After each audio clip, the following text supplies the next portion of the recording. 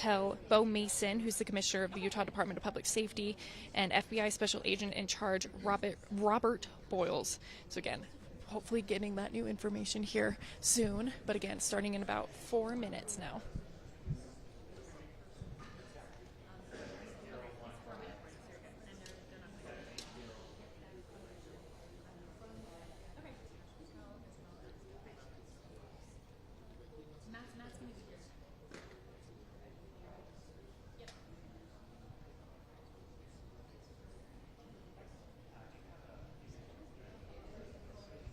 Yeah, that's exactly right. As much as we see and also we see what is posted online and what other sources say, it is very, very important for the integrity of our reporting to make sure we have those verified sources. So while we are saying this information, we do want to make it very clear that we have not had this confirmed from anybody here at this press conference here. This has all just been speculation being posted online at this point. But again, we're hoping to get that confirmed information and bring it to you guys here live.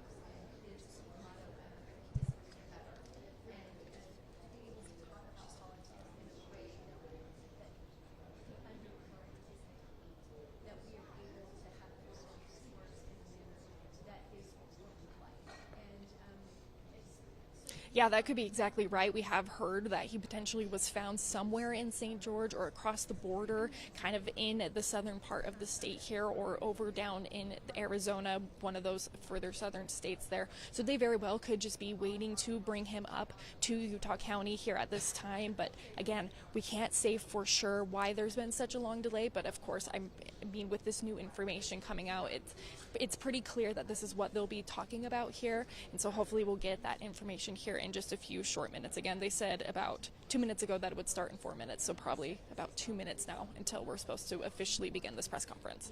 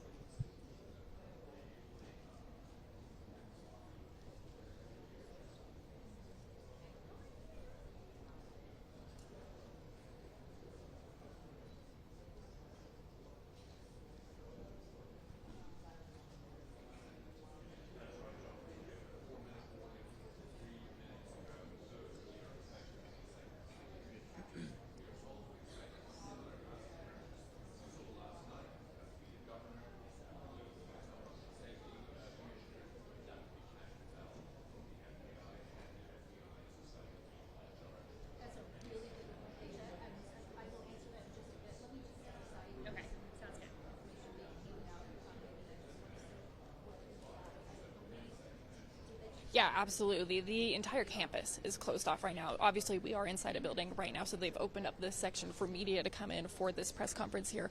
I just had my photographer, Chris, walk down the hallway a little bit to see if he can see any of the officials coming. It seems like everybody is gearing up. Again, there's a couple, looks like FBI agents and Department of Public Safety officers here also waiting. Classrooms, there were laptops and cell phones still in classrooms. They did go through and pick up those items, and students will be able to pick those items up that belong to them. But at this point right now, the campus is closed. There are no classes being held, and really it's only members of the media and law enforcement that are milling about right now.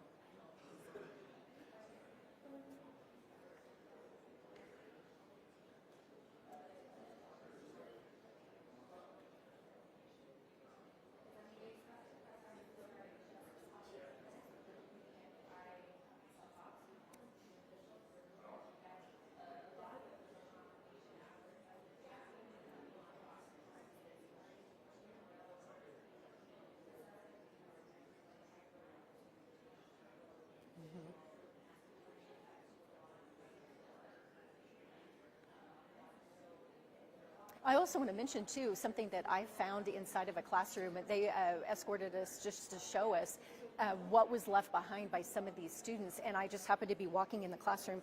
I bent down and picked up a girl's ring. Somehow, in the midst of the chaos, she lost her ring. I picked it up. I put it on the professor's desk at the front of the classroom, hoping that whoever that ring belongs to, she will be able to find it. Another classroom we went into, desks piled up in front of the door.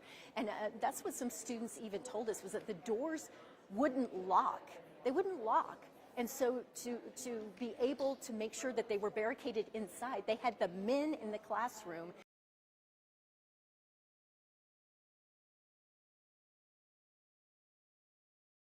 Wow.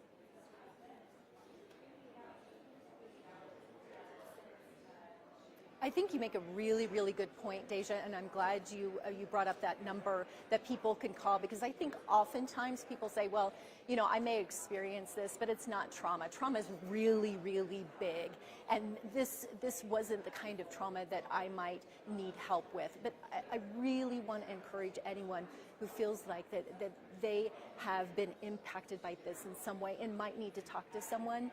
Help is available. It's not weakness to ask for help. It's not. Please, please ask for help if you need it, because there are resources available.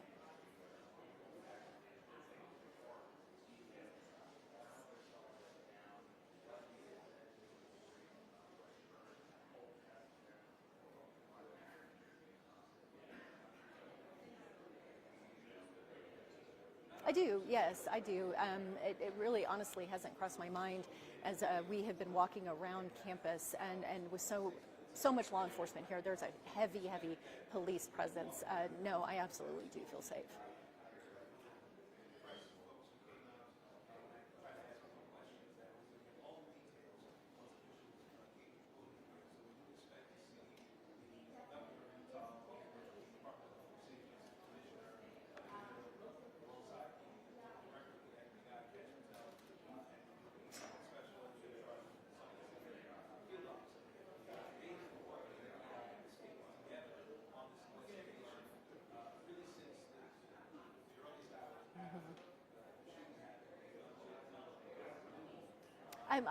I don't believe so, to be honest with you. If you spend any time on social media, whether that's X or Instagram or even Facebook, no.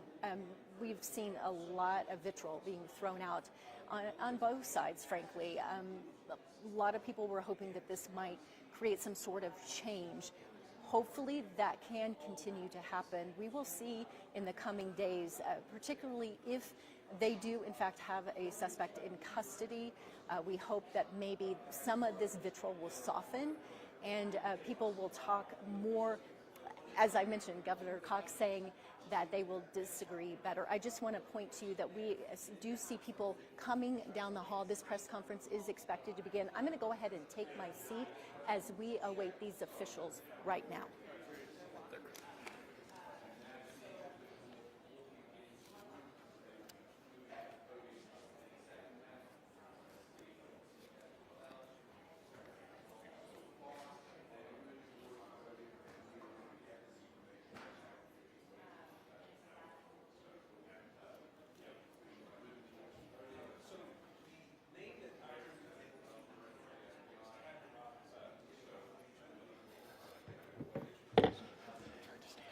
Good morning, ladies and gentlemen. At today's press conference, we will hear from Governor Cox, FBI Director Kash Patel, and Sheriff Mike Smith. We also have with us Utah DPS Commissioner Bo Mason, Lieutenant Governor Deidre Henderson, FBI Special Agent in Charge Robert Bowles, and local and federal law enforcement partners. Following the remarks today, Governor Cox, Director Patel, and Commissioner Mason will take questions. Thank you.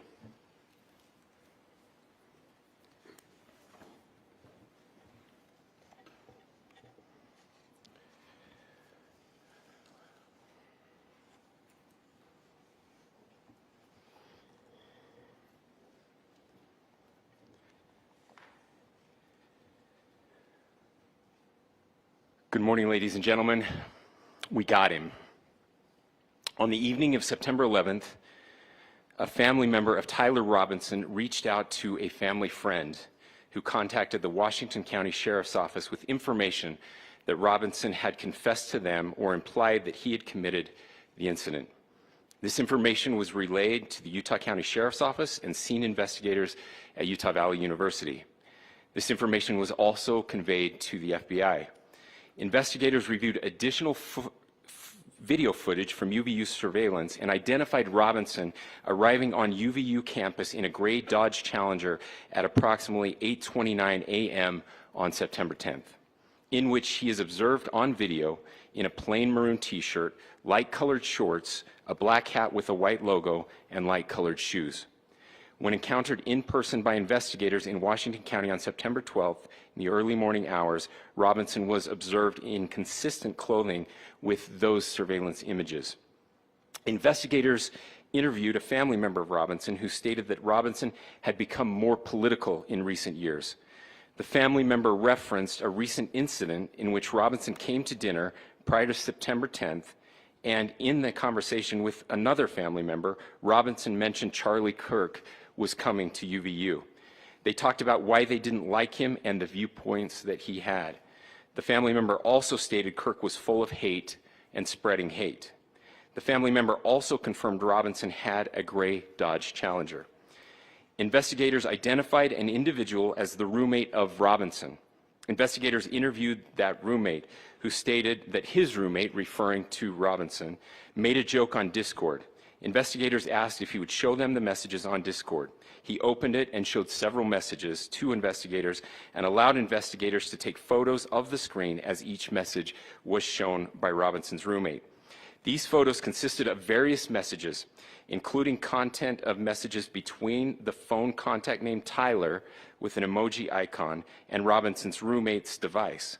The content of these messages included messages affiliated with the contact Tyler, stating a need to retrieve a rifle from a drop point, leaving the rifle in a bush, messages related to visually watching the area where a rifle was left, and a message referring to having left the rifle wrapped in a towel.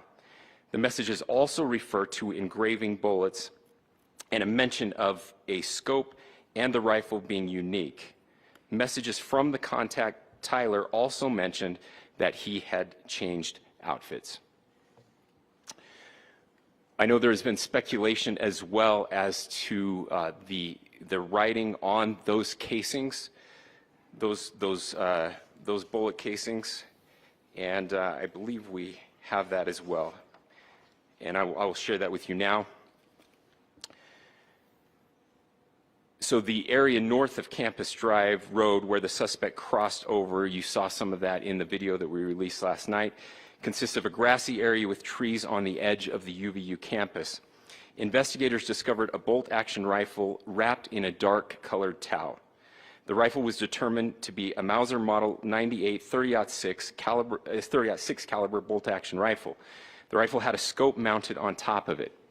Investigators noted inscriptions that had been engraved on casings found with the rifle. Inscriptions on a fired casing read, "Notices, bulges, capital OWO, what's this?" ? Inscriptions on the 3 unfired casings read, "Hey fascist!" ! Catch! ! Up arrow symbol, right arrow and symbol, and 3 down arrow symbols.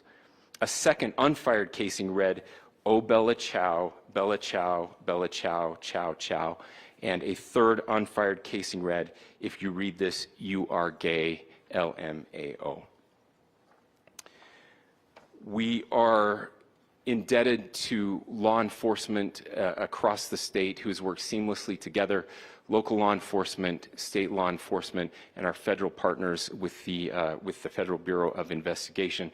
We're grateful for everyone who worked together in such a short amount of time to find this person and to bring justice. I want to thank the public who has been so engaged, reviewing videos, helping us with sending in tips, and helping us get to this point. I want to thank the family members of Tyler Robinson who did the right thing in this case and were able to bring him into to law enforcement as well. I especially want to thank the family of Charlie Kirk, Erica, Charlie's parents, his children. I want us to be thinking of them as we bring justice in this case. They will be involved in that justice. We will be working very closely with them as we move through this process as well.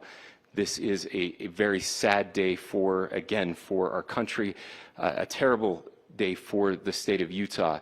But I'm grateful that at this moment we have an opportunity to bring closure to this very dark chapter in our nation's history.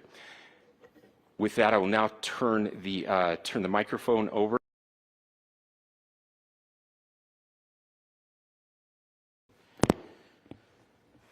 Thank you, Governor. This is what happens when you let good cops be cops. The FBI and our partners are proud to stand here today together to bring justice to the family of Charlie Kirk and honor his memory. I want to express my deep gratitude to President Trump, the Vice President, and the entire White House who have been so incredibly supportive with both resources and just personally to the FBI as a team. They had our backs the entire way, and I just want to express my gratitude for giving us the resources we need to operate in this space to bring this sort of justice at this sort of speed. In 33 hours, we have made historic progress for Charlie. Governor Cox, our partnership has been absolutely incredible these last few days. Our partnership will endure. Your state and local partners, your sheriffs, your DPS community has been unbelievably impressive in the hardest of times. And a case like this cannot be solved, cannot be brought without partnering with your state and local authorities. The FBI has a certain role to play, and we will play that role, and we will lead out for the federal government. But Governor Cox, we are so grateful for your state partnership that led out on this investigation. A little bit of the timeline. Charlie was shot at 12:23 p.m. on Wednesday. The first FBI agents arrived on scene in 16 minutes with chiefs of police at 12:39 and secured the scene. The FBI immediately launched fixed-wing assets. We utilized these assets to transport personnel, specialty technicians, hostage rescue teams. We also utilized these assets to go back and forth from the East Coast and here in Utah to transport forensic evidence and other evidence that will be analyzed and is being analyzed at our FBI laboratories in Quantico and other laboratories, including the ATF. At my direction, the FBI released the first set of FBI photos of the suspect at 10 a.m. local time on 9/11. Then, shortly thereafter, the FBI reward of $100,000 was released at 10:45 a.m. local. Myself and Deputy Director Bongino arrived on the scene at approximately 5:30 p.m. on 9/11. The governor led a press conference last night at approximately 8 p.m., where at my direction, the FBI released a never-before-seen video of the suspect.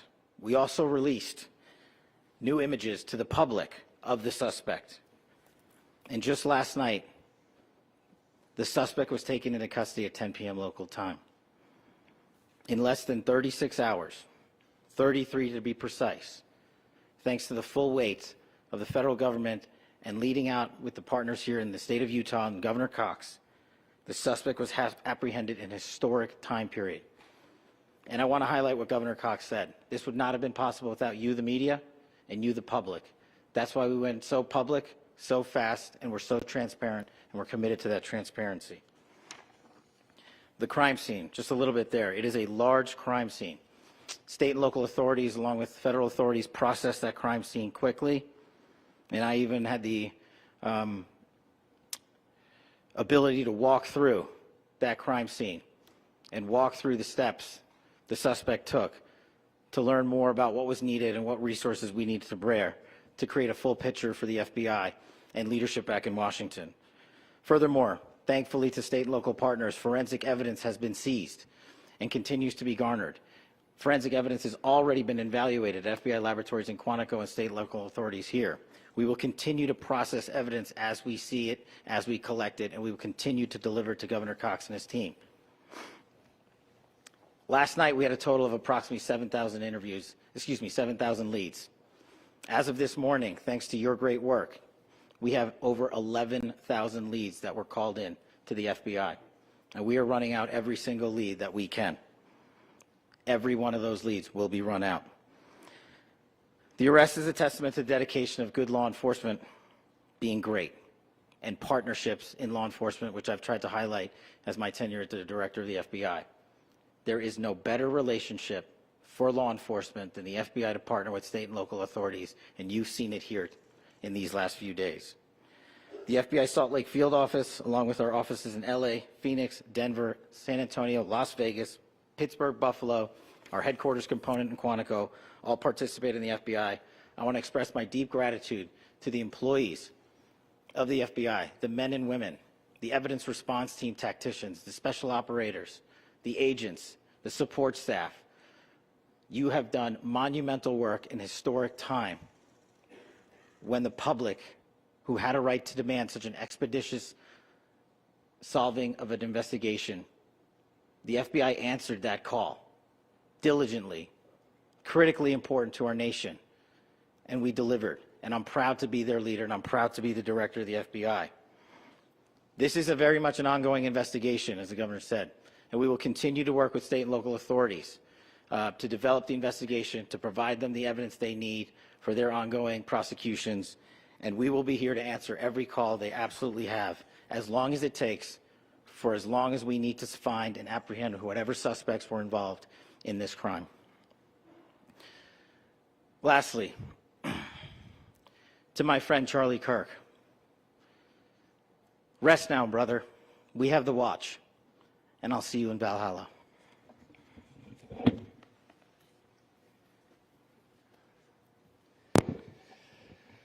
Thank you, and good morning. I would just like to take a few minutes as the sheriff to express my gratitude for everybody who has played a part in this investigation. As you know, it's been a vast, a complicated, and a very, very fast-paced investigation. You're looking at people standing up here who are running on, if they got an hour's sleep in the last couple of days, they're probably lucky. It has been very taxing. It has been so impressive, speaking on behalf of the local law enforcement, to see the cooperation that we've seen in this type of case. Across the state, sheriffs, chiefs, our state partners have stepped up and have come to the call on anything that we needed. Our county chiefs have been phenomenal. Our Utah County Attorney, Jeff Gray, who's standing up here with us, has been phenomenal in leading us through this investigation. I would like to thank the federal government for their resources, their assets. Our local team here, our FBI team, has been extraordinary in helping us work through this and bring this person to justice. Most of all, I would like to thank the public, and specifically, I would like to thank the public who turned to prayers and who turned to positiveness for us. I would like to thank them on behalf of the law enforcement community, because we needed those prayers. That's what we needed to get through this. We needed your support, and you gave it to us. We needed your patience, and you gave it to us. And I would like to thank you for the Kirk family, because that's what they need, is your support and your prayers, and that will get us through all of this. So thank you, everybody, for everybody that have stepped up. We've had such a phenomenal response to this. Thank you.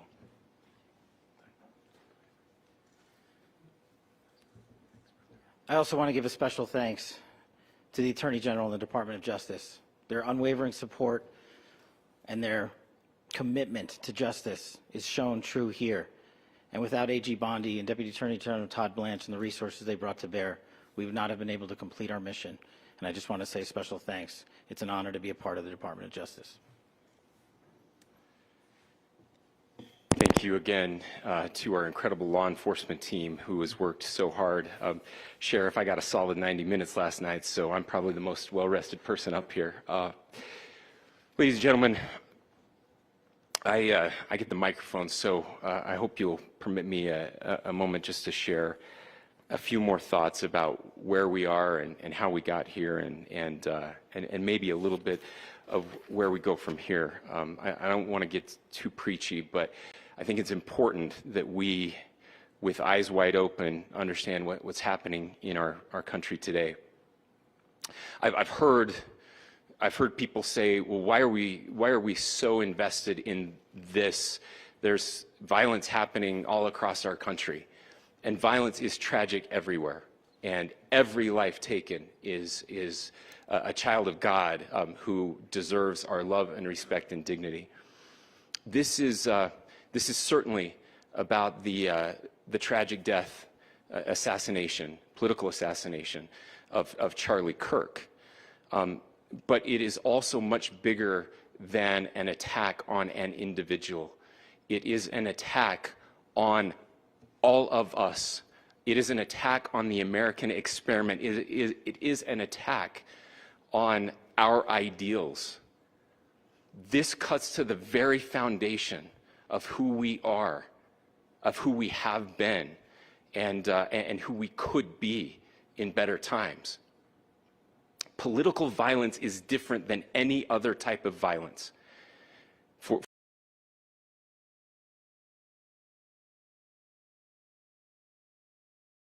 Of expression, that freedom of expression that is enshrined in our founding documents, in having his life taken in that very act, makes it more difficult for people to feel like they can share their ideas, that they can speak freely. We will never be able to solve all the other problems, including the violence problems that people are worried about, if we can't have a clash of ideas safely and securely. Even, especially those ideas with which you disagree. That's why this matters so much. Over the last 48 hours, I have been as angry as I have ever been, as sad as I have ever been. And it was, as anger pushed me to the brink, it was actually Charlie's words that pulled me back. I'd like to share some of those. And specifically right now, if I could, I need to talk to the young people in our state, in my state, and all across the country. As President Trump reminded me, he said, you know who really loved Charlie? The youths. And he's right. Young people loved Charlie, and young people hated Charlie. And Charlie went into those places anyway. And these are the words that have helped me. Charlie said, when people stop talking, that's when you get violence. He said, the weak can never forgive. Forgiveness is the attribute of the strong. The only way out of the labyrinth of suffering is to forgive. Welcome without judgment, love without condition, forgive without limit. He said, always forgive your enemies. Nothing annoys them so much. A few months ago, I referenced this last night, Charlie posted to social media, when things are moving very fast and people are losing their minds, it's important to stay grounded.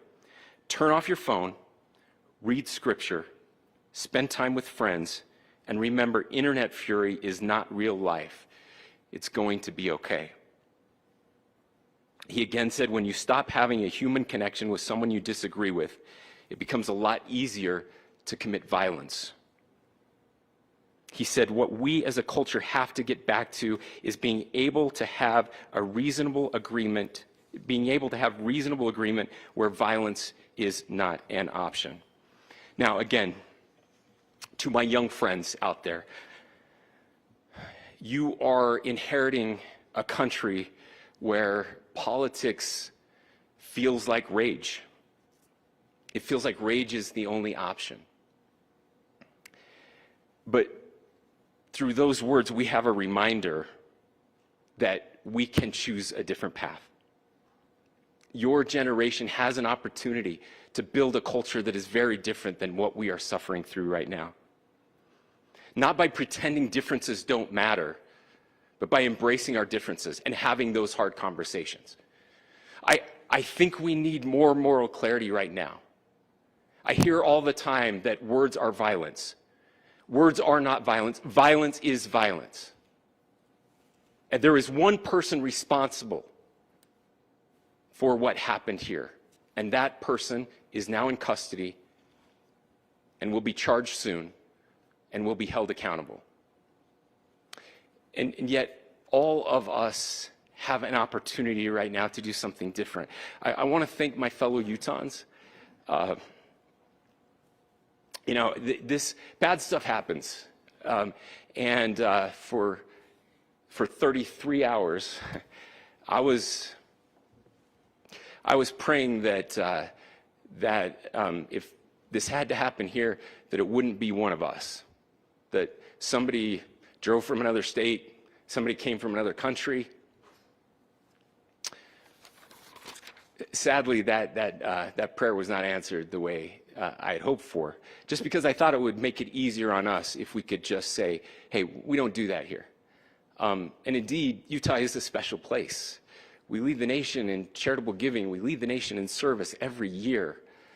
But it did happen here. And it was one of us. But I want you to look at how Utahns reacted the last 2 nights. There was no rioting. There was no looting. There were no cars set on fire. There was no violence. There were vigils and prayers and people coming together to share the humanity. And that, ladies and gentlemen, I believe is the answer to this. We can return violence with violence. We can return hate with hate. And that's the problem with political violence, is it metastasizes. Because we can always point the finger at the other side. And at some point, we have to find an off-ramp, or it's going to get much, much worse. But see, these are choices that we can make. History will dictate if this is a turning point for our country. But every single one of us gets to choose right now if this is a turning point for us. We get to make decisions. We have our agency. And I desperately call on every American, Republican, Democrat, liberal, progressive, conservative, MAGA, all of us to please, please, please follow what Charlie taught me. I'll just conclude with words I share often from a friend and author, Yuval Levin, who was asked if he was optimistic about our country. And he said, I'm not optimistic. He said, I hate optimism. Like, that sounds bad. But he said, optimism is a vice. It's this idea that good things are just going to happen. And he said, in the history of the world, good things have never just happened. He says, I'm not optimistic, but I am hopeful. And hope is the virtue that sits between the vices of optimism and pessimism. Hope is the idea that good things are going to happen because we can make them so. I still believe in our country. And I know Charlie Kirk believed in our country. I still believe that there is more good among us than evil. And I still believe that we can change the course of history. I'm hopeful because Americans can make it so. Ladies and gentlemen, we're happy to answer any questions you might have. Governor, can you please speak to whether the suspect is speaking with authorities and his demeanor, Tyler Robinson, when he turned himself in? I cannot speak to that. Governor, how do you interpret the engravings on casing?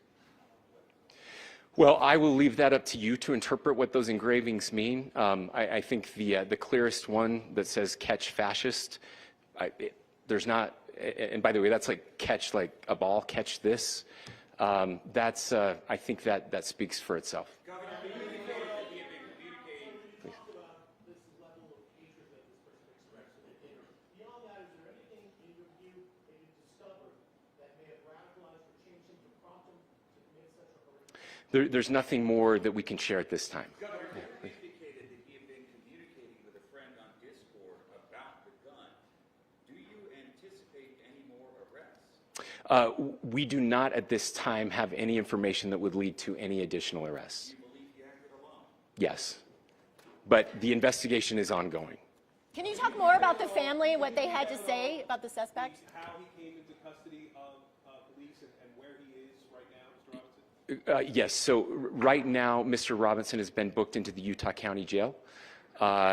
You heard the president this morning report that he was taken into custody, that his family and a friend helped to deliver him into custody of law enforcement in Washington County. For those of you that don't know where Washington County is, it is the southwesternmost part of the state of Utah. It's about a 3.5 to 4 hour drive from here, where we are right now, and that's where he lived and where they turned him in. Can you, Please, can go you here. talk more about what the family is saying about Tyler Robinson? I can't share any more than what I've already shared. Yeah.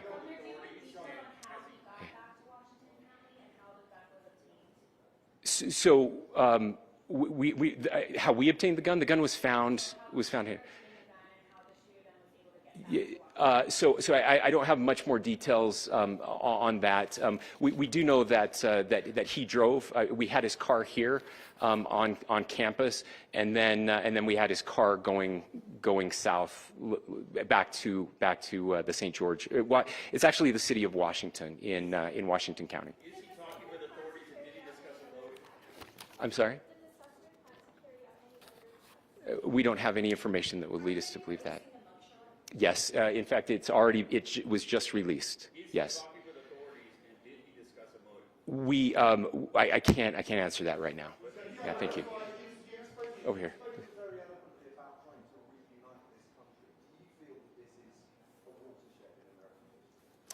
I absolutely believe that this is a watershed in American history. Yes. The question is, what kind of watershed?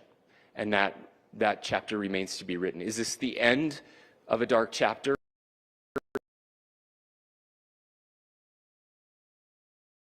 Look, I mean, if you look at true political assassinations in this country of someone of this stature, this feels a lot like the late 60s, and having one so gruesomely displayed on camera in all of our hands and in all of our pockets. We are not wired as human beings biologically, historically. We have not evolved in a way that we are capable of processing those types of violent imagery. And by the way, we've seen another one with a gruesome stabbing very recently that went viral. This is not good for us. It is not good to consume.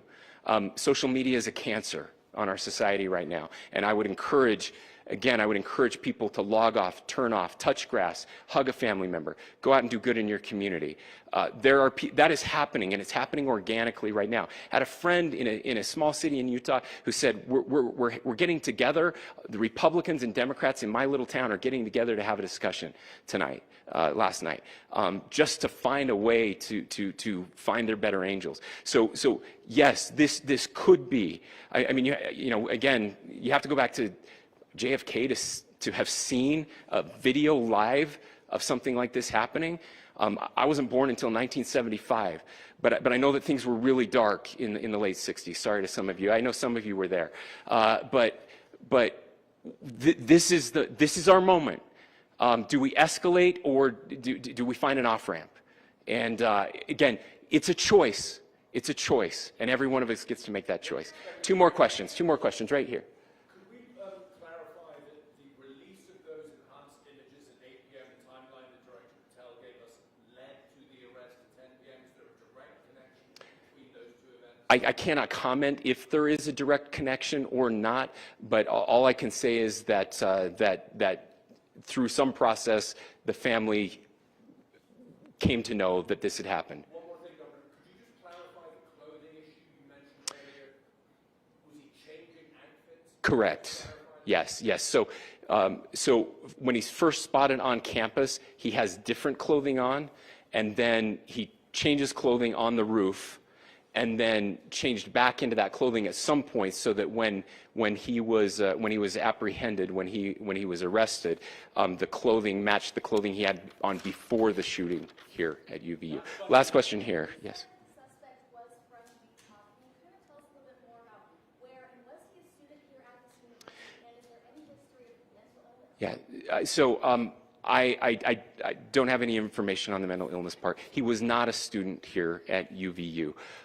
He was living and had lived for a long time with his family in Washington County, in the southernmost part of our state. Thank you, everyone, for your great work in getting this information out. I would just say, process-wise, this may be important. I know many of you aren't familiar with the process in Utah. I think it's important that you understand that. Basically, we have 3 days for charging documents to be filed. A CI will be filed. We'll have more information then, more detailed information, as those charging documents are filed in preparation for a preliminary hearing. So 3 days. So we would anticipate then that early next week those charging documents will be filed. We will obviously be working. The county attorney will be working very closely with Mr. Kirk's family as those documents and decisions are prepared and made. Thanks, everyone.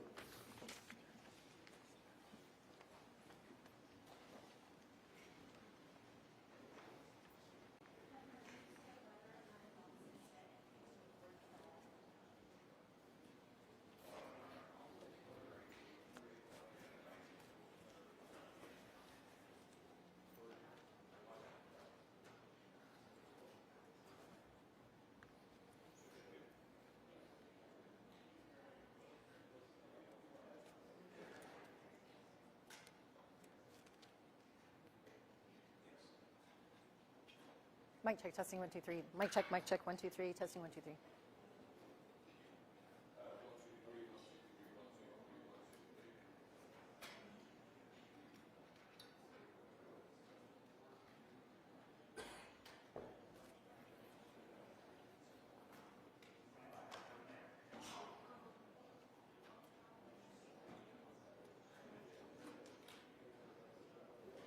Yeah. Yeah. Mm-hmm.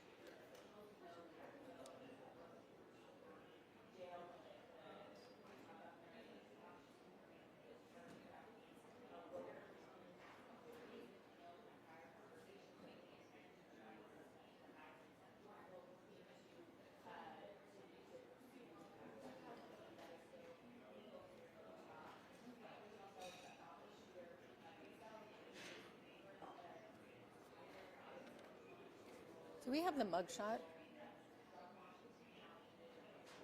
Okay. Okay.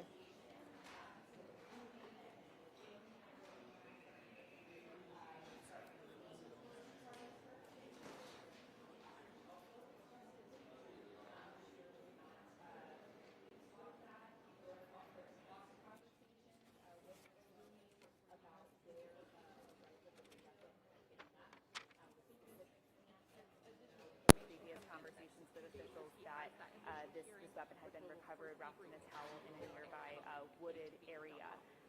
And so the FBI director updated that they've received now 11,000 tips from leads and tips from community members, and he said that they are chasing down every credible tip. And so they thanked the media, they thanked the public in terms of looking out for this individual. In terms of the photos they released, the video that they released, and said that it was very much thanks to the media coverage and the public's help in terms of being able to track down this individual. The FBI director also said that their field offices in San Antonio, Phoenix, Las Vegas, the surrounding areas were all heavily involved in this investigation.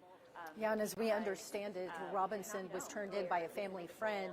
That family friend was told by family members that he was connected to this shooting death, and that's how all of this transpired. I asked Governor Cox about those family members, what that was like for them to report that Tyler Robinson had been involved in this shooting. He declined to comment more on that, but as we understand it, a family friend turning him in. Tyler Robinson here from Washington City, as we understand it, as you all just mentioned.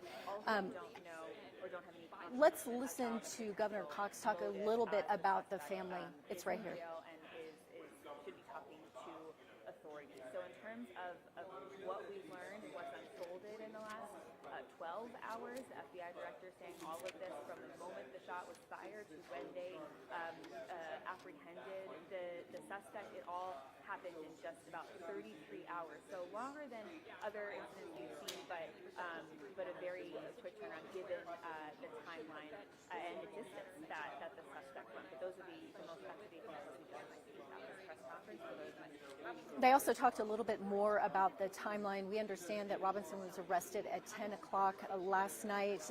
FBI Director Kash Patel said that it was really within a 33-hour period from when this shooting happened to when the suspect was in custody, and they were really celebrating that, saying that so many members of law enforcement had worked really hard on this case. They were even saying how so few of them had gotten any sleep working through the nights here, trying to bring this case to a conclusion. 11,000 leads from the public. So yesterday we reported 7,000 when we last heard from law enforcement.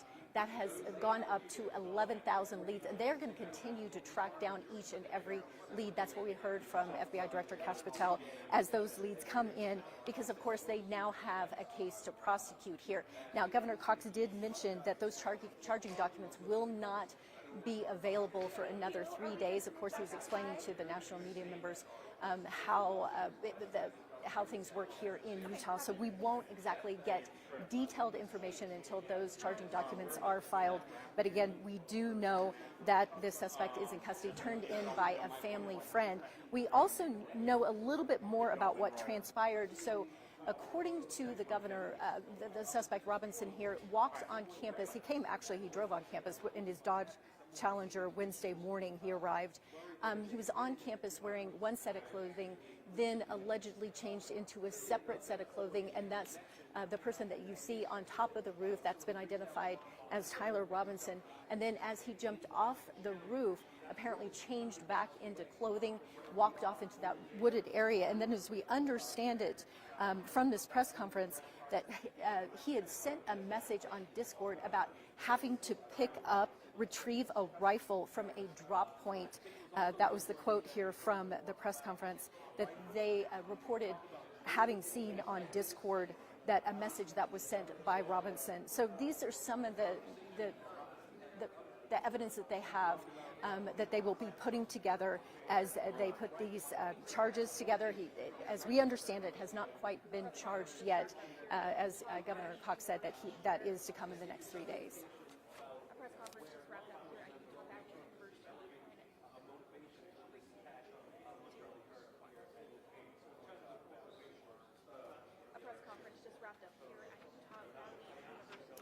I think really, as you could see here,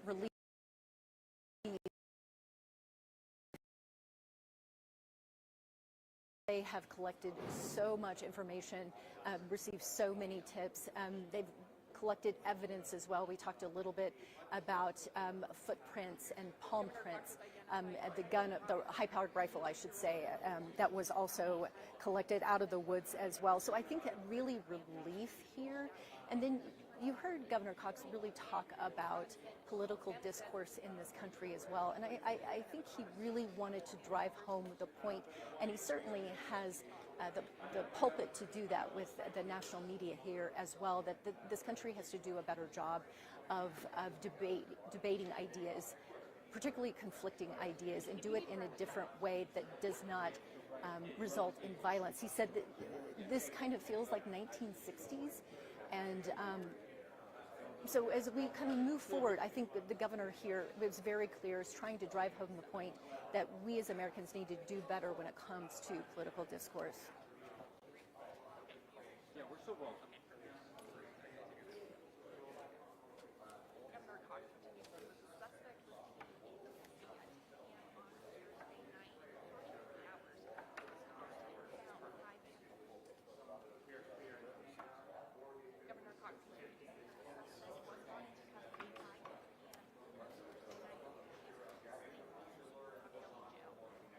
And talking about the youth, particularly our youth today, they're growing up very differently than I did, because there was no such thing as social media back in my day. And so he also made the point is that we need to get offline and have conversations that don't center around social media, because there is a lot of vitriol. And he underscored that point as well.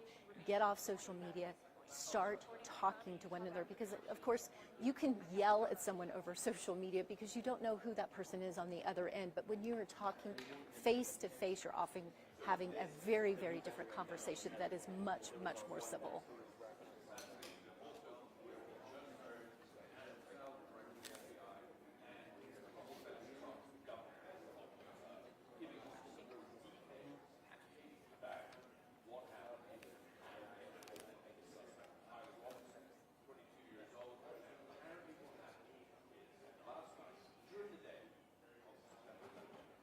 I also think it was very interesting, too, when he talked about how the FBI had fixed-wing assets already up in the air, ready to go, whether that was moving evidence. They also were monitoring the situation on the ground here at UVU as things began to unfold. So really, they were on the ground moments after that shooting occurred, working this case. And I think it was really important for the FBI director to underscore the work not only of his agents, but also law enforcement as well, because a lot of hours have gone into finding out who this person is and then getting that person into custody.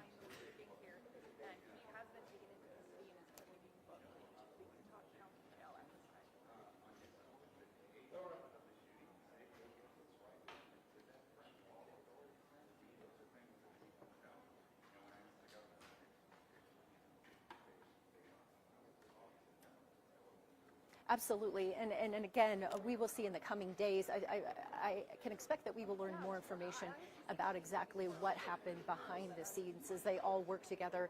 So many different agencies here in the state of Utah, DPS, you've got Orem Police, you also have the Highway Patrol, the Sheriff's Office, of course, as well, and then you've got the FBI agents working on the ground here, not only in the field office in Salt Lake City, but also out of Washington, D.C., but all of these people collectively working together to try to find the suspect in this case. And again, as you mentioned, a lot of leads, 7,000 yesterday as of 8 p.m., 11,000 as of this morning. Those leads continue to come in, and they are encouraging that they do as well, because anything can help them now in the prosecution phase of this case. They're going to hand over what they have, of course, to prosecutors, and then they will be the ones that will go to trial for this.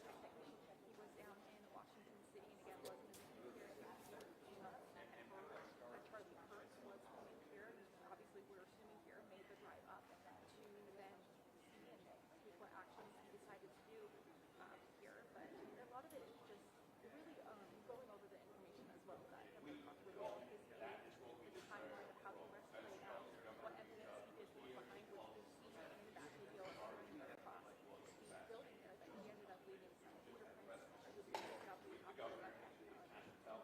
Right, and the governor said that they believe that he drove here to the UVU campus and then drove back to Washington City, and that is where they apprehended him. So again, the thing that I thought was so striking was the fact that family members were the ones who were to report this crime to not only a fellow friend who then turned it into law enforcement, but I can only imagine how very difficult that was for those family members to make that kind of decision.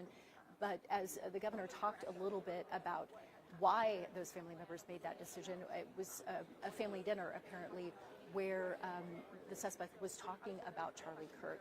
And so we get a little bit of background about how all of this came about. But again, a family friend, it started with family members who then told a family friend who then contacted law enforcement.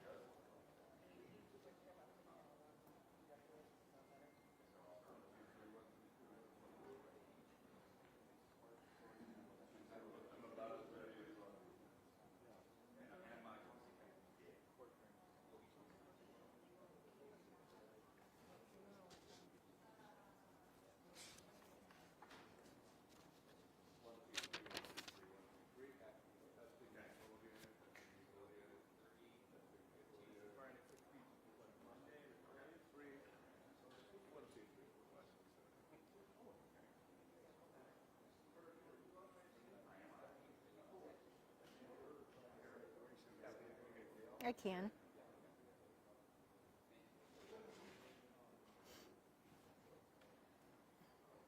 Okay, thank you. Okay, that's fine.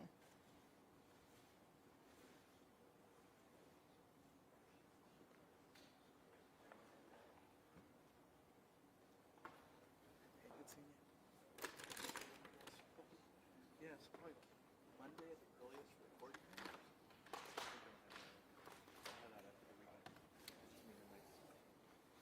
Oh, yeah.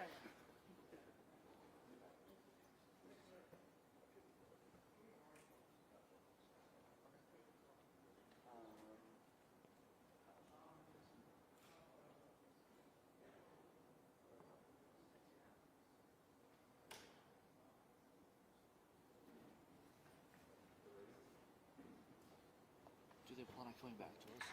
Yeah.